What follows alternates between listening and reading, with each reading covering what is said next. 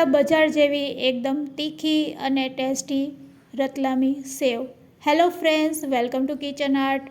Friends, આજે આપણે રતલામી સેવ બનાવીશું. આ સેવ બનાવવા માટે થોડીક અલગ રીત હોય છે. જનરલી આપણે જે સેવ બનાવતા હોય છે તે ખૂબ ઇઝી હોય છે.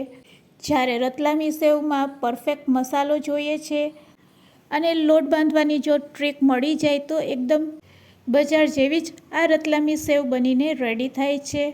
તો આજે આપણે તેનો પરફેક્ટ મસાલો, લોટ બાંધવાની ટ્રીક સાથે તેને તરવાની પણ રીત જાણીશું. રેસીપી સારી લાગે તો લાઈક અને શેર કરજો.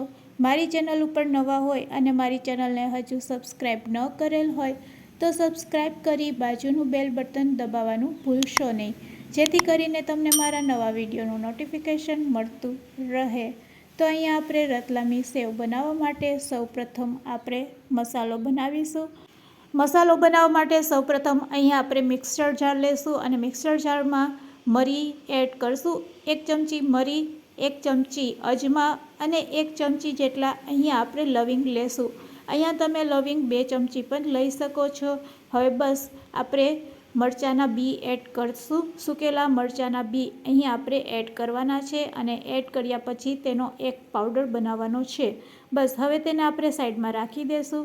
હવે મિક્સિંગ બાઉલ લેશું અને મિક્સિંગ બાઉલમાં અહીંયા આપણે 250 ગ્રામ જેટલો ચણાનો લોટ લીધેલો છે, અથવા તો તમારે 1 વાટકી સેટ કરી લેવાની. તે જ વાટકીના માપથી અહીંયા આપણે આ રતલામી સેવ બનાવીશું. તો જ્યારે પણ રતલામી સેવ બનાવો ત્યારે સૌથી પહેલાં આપણે ચણાના લોટને ચારી લેશું, જેથી કરીને તેમાં રહેલા ગઠ્ઠાને આપણે દૂર કરી શકીએ. તો આ રીતે પહેલાં આપણે લોટને ચારી લેશું અને લોટ ચાળ્યા પછી આપણો લોટ એકદમ સરસ સ્મૂથ થઈ જાય છે અને પછી તેમાંથી આપણે સેવ બનાવશું તો સેવ પણ એકદમ સરસ બનશે. તો જ્યારે પણ તમે રતલામી સેવ બનાવો અથવા તો કોઈ પણ રેસીપી બનાવો ત્યારે હંમેશા ચણાના લોટને ચારીને જ તેનો ઉપયોગ કરવો. તો બસ તો અહીંયા મેં લોટને ચારી લીધો છે, તમે જોઈ શકો છો. બસ લોટને ચાર્યા પછી રેડી કરેલા મસાલાને પણ આપણે ચારી લેશું. ચારીને જ લોટમાં એડ કરશું અને મસાલો જાડો લાગે તો તેને ફરીથી આપણે ગ્રાઇન્ડ કરી લેશું અને ફરીથી તેને ચારીને તેમાં એડ કરશું. આ રીતે આપણે બધો મસાલો રેડી કરીશું. તો ફ્રેન્ડ્સ, અહીંયા રતલામી સેવમાં જે તીખાશ હોય છે તે આ મસાલાથી જ આવશે. બસ આ રીતે મસાલો રેડી કરીને તમે એડ કરશો એટલે તમારા ગાંઠિયા છે એ એકદમ સરસ તીખા બનશે. હવે ટેસ્ટી બનાવવા માટે સ્વાદ અનુસાર મીઠું નાખી દેશું, ચપટીક હિંગ એડ કરશું અને બસ હવે આપણે મોણ નાખીશું. તો ફ્રેન્ડ્સ, જનરલી આપણે સેવ કે ગાંઠિયા બનાવતા હોય તેમાં આપણે મોણ એડ નથી કરતા, પણ આ રતલામી સેવમાં આપણે મોણ એડ કરવાનું છે. તો પહેલાં આપણે મસાલાને અને મીઠાને આ રીતે સારી રીતે મિક્સ કરી લેશું. હવે તેલનું મોણ કેટલું નાખવું તે પણ હું તમને જણાવું છું. બસ આ રીતે ચમચીથી આપણે 4 ચમચી જેટલું તેલ એડ કરશું.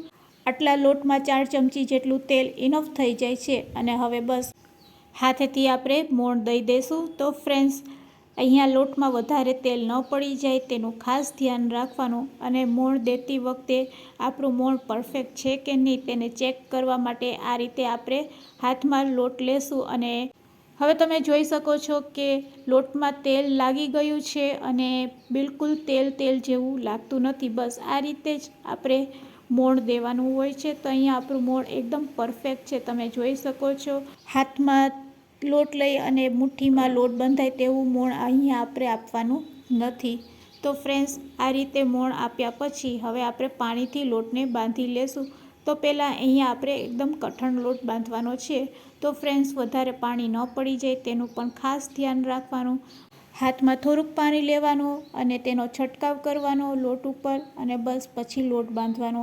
આ રીતે જો તમે લોટ બાંધશો તો ચણાનો લોટ ચીકણો હોય છે અને એક વખત નરમ લોટ બાંધ્યા પછી તે બરાબર બંધાશે નહીં. તો તમારે લોટને કઠણ જ બાંધવાનો છે, એ વાતનું ખાસ ધ્યાન રાખવાનું છે.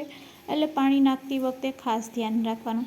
તો અહીંયા આપણે કઠણ લોટ બાંધી લીધો છે, તમે જોઈ શકો છો. બસ હવે આ લોટ સેજ આપણા હાથમાં ચોંટશે, કારણ કે ચણાનો લોટ હંમેશા હાથમાં વધારે ચોંટે છે. તો બસ હવે આપણે હાથમાં આ રીતે પાણી લેશું અને આ લોટને નરમ કરવા માટે આપણે આંગળીનો ઉપયોગ કરશું. તો ફ્રેન્ડ્સ, લોટને ઢીલો કરવા માટે અહીંયા આપણે આ રીતે જ હાથમાં થોડુંક થોડુંક પાણી લેતા જઈશું અને હાથની આંગળી વડે આ રીતે લોટને ફેટતા જાશું અને લોટ વધારે નરમ ન થાય તેનું ખાસ ધ્યાન રાખવાનું. તો બસ આ થિકનેસ જ આપણે રાખવાની છે.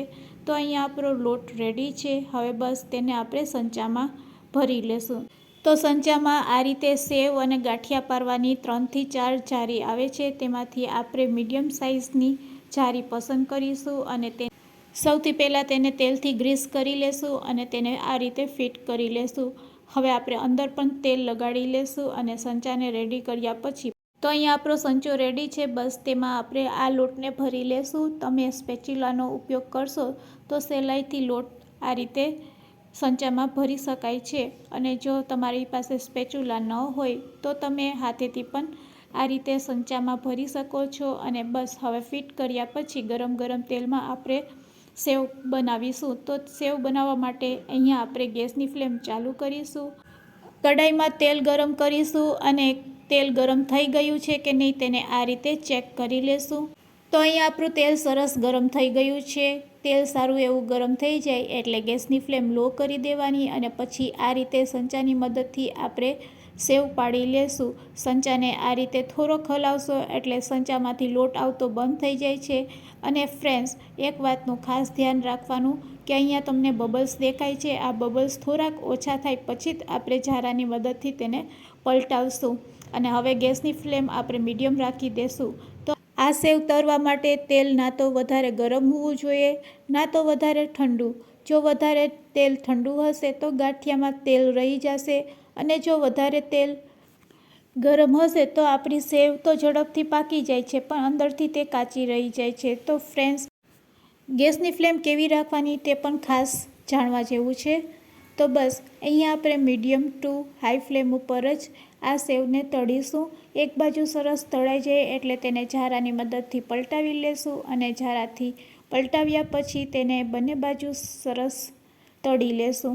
બંને બાજુ સરસ તળાઈ જાય એટલે આપણે તેને તેલમાંથી કાઢી લેશું. તો ફ્રેન્ડ્સ, સેવ આપણી સરસ તળાઈ ગઈ છે. તેને આપણે તેલમાંથી કાઢી લેશું. આ રીતે આપણે બધી સેવ તૈયાર કરી લેશું. તો ફ્રેન્ડ્સ, અહીંયા આપણી રતલામી સેવ રેડી છે સર્વ કરવા માટે.